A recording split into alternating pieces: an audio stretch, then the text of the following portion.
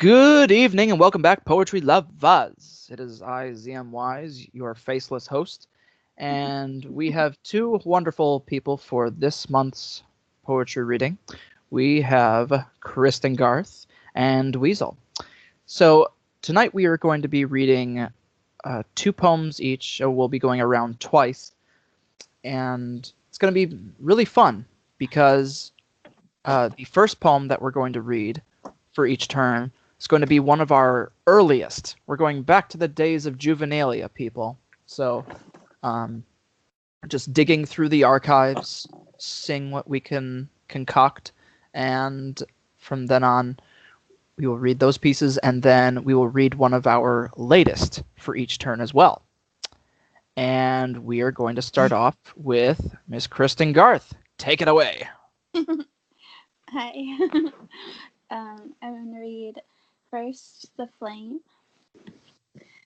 You walk together, dressed in white, between the trees into the night, the rocks beneath your feet so rough, a march through blackest green to hollowed bluff, against a tree, underneath, its blossom branches, Lee bequeathed, his hand inside your lacy dress. He whispers past despair and hopelessness. I have a plan, my little bear, a voice you follow fast and anywhere. Down this path, to the stake, he lifts you up, your hands he takes, clasps and binds with righteous rope. The knot he makes chokes out all hope. Jeers you hear as you gasp your last. His pupils flicker, first to catch, before he smiles at you and lights a match. Woo! And then I have another Burning at the Stake poem. That was an older one that I wrote, and this is a newer one that I just was in Ginger Collect recently, and it's called Pyrography. A glowing of tendrils, amber iris aflame. This pirouette, light in midnight, once had a name. Mesmerized, one dark eye, remnant of life, emulates, at first sight, virgin, midwife. Reminder, this kindling once was alive. Difference extinguished in smoke survives. They tell of your twinkling, the height of your blaze. Porcelain ash begets their perpetual haze. They can shake you from here, disseminate your heart. One eye memorized an iridescent tattoo, biography inside pyrography. You ended on oak, their flicker remakes a girl into fire, transcending the stake. Woohoo! I like that a lot. Thank you. Senior Weasel. Okay, so I'm gonna start off with this is an old one. Shit, this old. Wait, can you say that? Yeah, it's uncensored. All right, all right, cool. Apparently, So the subtitles can't. all right. So shit. It's called Ashes. That's from an old book too. Damn. Anyways, Ashes. When it comes down to it, take my ashes and stuff them in a cannon. Watch them twirl after the blast. See if they figure out which way they want to go. Allow them freedom, the ability to twist my spine and bend the rules that God set out. We're not meant to remain whole forever. We're only meant to fly into the next world, growing empty, finding rest. Ooh. Damn. Yeah. All right, and for the next one, I guess this is probably a newer one. So this is generally about a conversation. Uh, yeah, I mean it's about a conversation that happened between me and a coworker. It's called Afterglow on the Desk Stained with Coffee. Hmm. He tells me I ain't killed myself yet. As if to say, light is a small death he wants to caress. But we can't touch flames, only embers when we're tired of seeing the sunset in the morning. Wow. Cool. It kind of feels like they sort of segued into each other a bit. Yeah, I know. We have good themes going here. I like that. Goodness gracious, great balls of fire. Hope I don't break the cycle. All right. Well, geez, both of your early works are brilliant. I'm not even sure if I want to. Oh boy. Well, mine for the second round actually isn't. They're not really early. I'm cheating, I guess, because I wasn't prepared for the second round. Oh no, quite all right. Quite all right. True confessing right now. All right. Let me see. Oh, good lord. So this piece is actually. Okay, so from as far as strict poems are concerned, I have 7 that stem all the way from 1995 to 2001 because I wrote so much in between. I drew so much in between, whatnot. But and some of them started out as stories, and I kept them and just turned them into poems. But this one is oh god. Okay. Okay, we can do this. This is from when I was in 5th or 6th grade. Just don't judge me. I was reading a lot of Shel Silverstein, Jack Perlutsky, Ogden Nash, shite like that. So I did I wrote these 2 poems about Egypt, and this was for school, so they remain untitled, so this is just called First Poem About Egypt. Yep, here we go. Okay. I just really love mummies. They make me rumble in my tummy. This is fucking stupid. Okay. I just really love mummies. They make me want to play gin rummy. And while I eat cookies, the mummies ditch school and play hooky. And the mummies tie their sisters' bows while I play 3 perfect games and make 3 shots in a row. The mummy's favorite food is worms. Oh, I hate while those worms wiggle and squirm.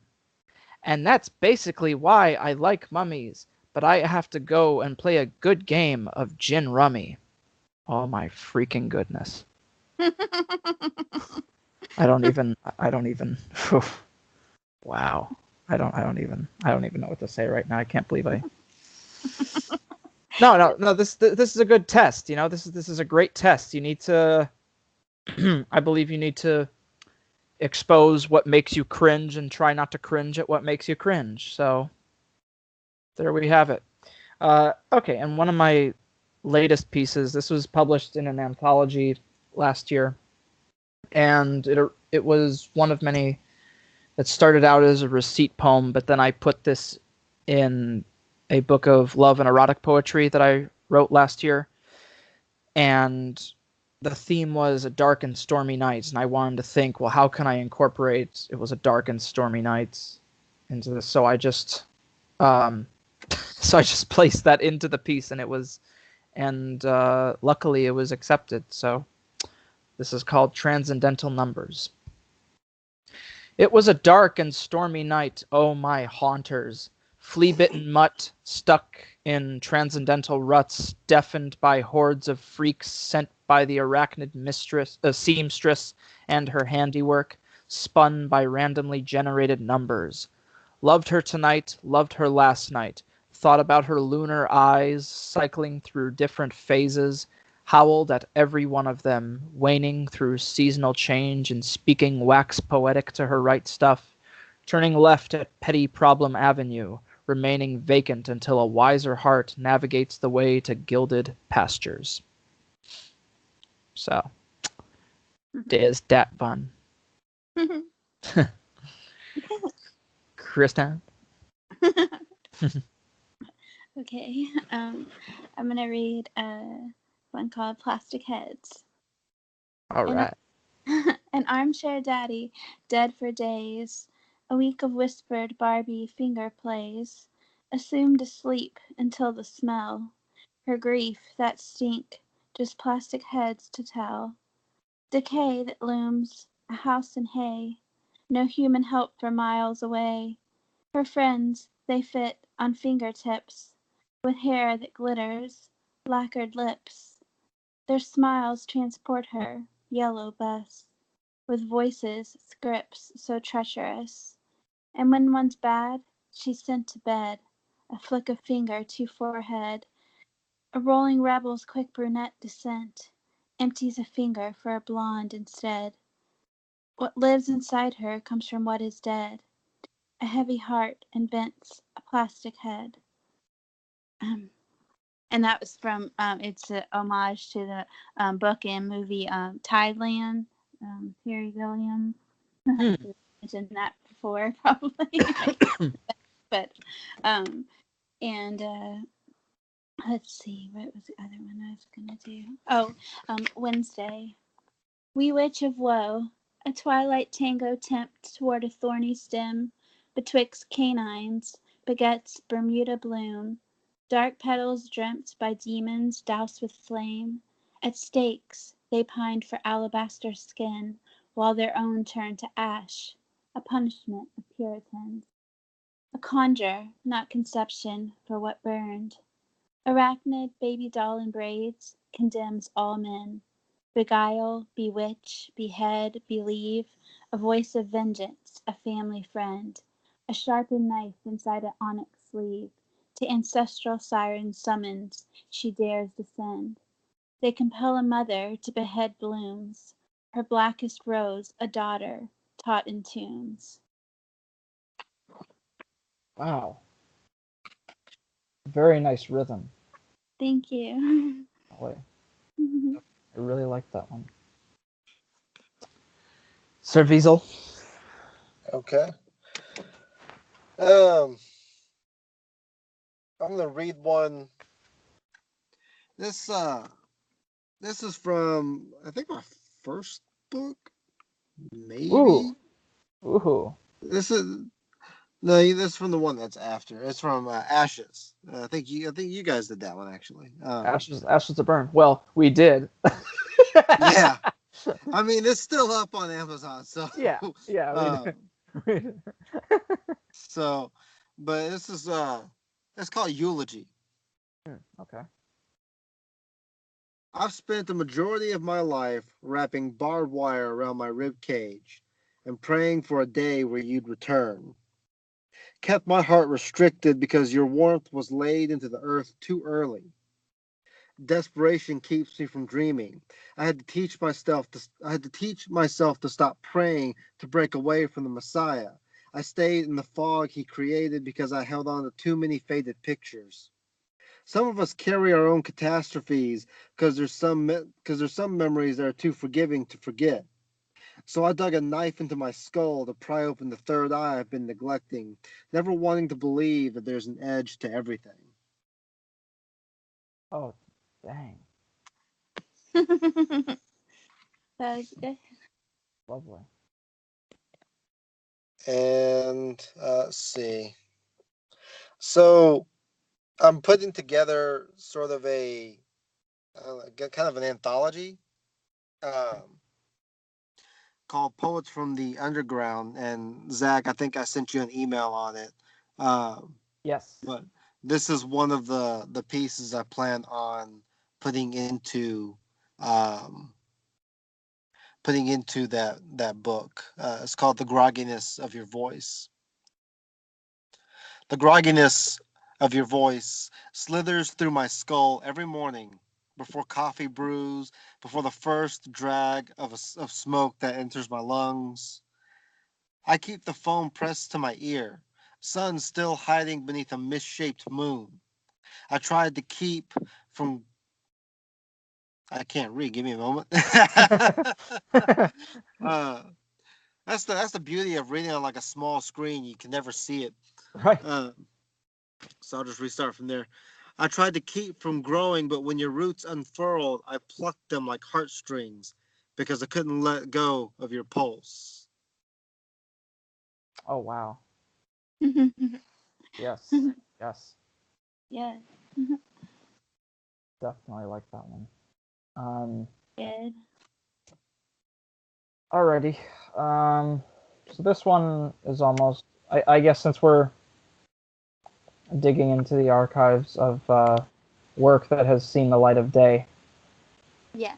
I guess I didn't have to make that silly move and read that piece from when I was learning how to hold a pen properly. It was cute. Shucks. Oh boy. All right, so this one was actually written about nearly 10 years ago. So I think that's still kind of sort of oldish, maybe. I don't know, depending on how you see it. So this is called Before This Night Is Through, and it was published in the Boston Poetry Magazine. Well, we've all had lives of death, dreaming, dreading, foreseeing. The fire clears the path of doubt we have within our soul minds. Lead the way, hyper vessel of hope. Perhaps you think you're still dreaming, with your thighs so non-resistant and lips blushing so red. Before this night is through, I'd like to kiss you. A moment of soft passion with both palms touching, our lips meeting and greeting. The night is officially complete.